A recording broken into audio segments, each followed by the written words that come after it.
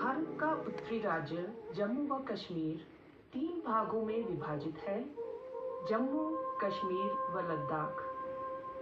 भूमि क्षेत्र के अनुसार लद्दाख इस राज्य का सबसे बड़ा प्रदेश है, परंतु यहाँ की जनसंख्या बहुत कम है।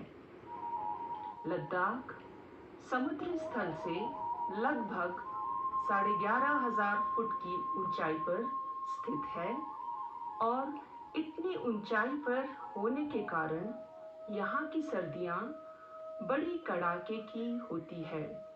इस कारण सर्दियों में यहाँ का न्यूनतम तापमान गिरकर -30 डिग्री सेल्सियस तक चला जाता है, लेकिन गर्मियों में यहाँ का मौसम बहुत सुहावना और खुशगवार होता है। दुनिया भर से पर्यटक इन दिनों यहाँ आते हैं और यहाँ की खूबसूरती का खूब आनंद लेते हैं।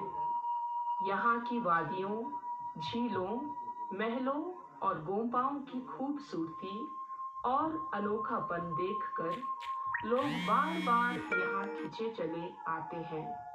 शोर शार और तेज तराज जीवन से दूर शांत लद्दाख, जहाँ चारों ओर हिमालय के ऊंचे ऊंचे पहाड़ हैं, सदियों से इंसानी सभ्यता के साक्षी हैं। ये पहाड़ सैकड़ों साल पुराने लद्दाख के इतिहास के चश्मदीद गवाह हैं। आसमान को छूती और बर्फ से ढकी ये चोटियां आज भी लद्दाख के आन के लिए एक पाबंद और जागरूक सिपाही की तरह खड़ा है। यहाँ की बलखाती हुई नदियाँ कितने ही नई पुरानी सभ्यताओं को आते जाते देख चुके हैं। मचलती सिंधु नदी आज भी इन सभ्यताओं के वारिस को संवारे हुए हैं। यहाँ तक कि भारत का इंडिया नाम भी इसी नदी यानी सिंधु अथवा इंडस नदी की ही देन है।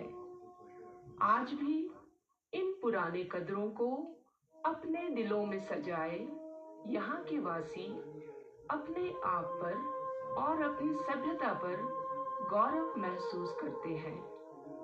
लद्दाख का जिक्र आते ही लेह का 9 मंजिला शाही महल मस्तिष्क में घूमता है। लेह की चौखट पर कदम रखते ही लेछन स्पलखर यानी ले महल पर्यटकों के आकर्षण का केंद्र बनता है और बड़ी शान से अपनी बाहें फैलाए हमारा स्वागत करता है। ऐसा कहा जाता है कि 16वीं शताब्दी के मध्य में लद्दाख के प्रसिद्ध और होनहार राजा सिंगे नमग्याल ने लद्दाख की हुकूमत की बागडोर अपने हाथों में ली।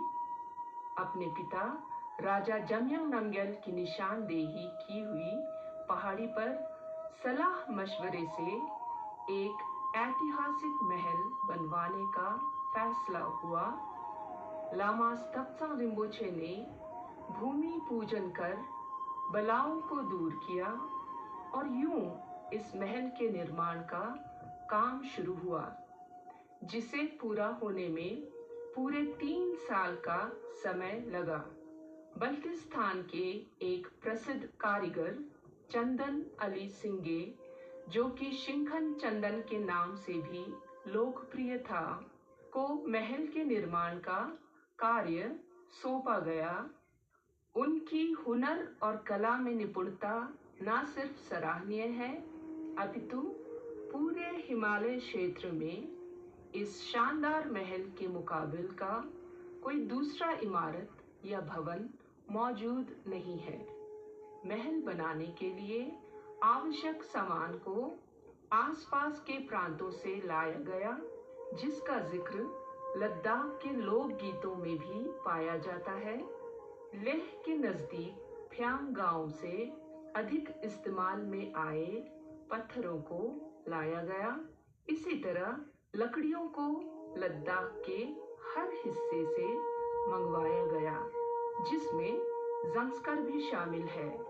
यूं कहा जाता है कि जंस्कर से लकड़ियों को नदी में बहा दिया जाता था और न्येमो गांव में इन बहती हुई लकड़ियों को इकट्ठा कर लिया जाता था।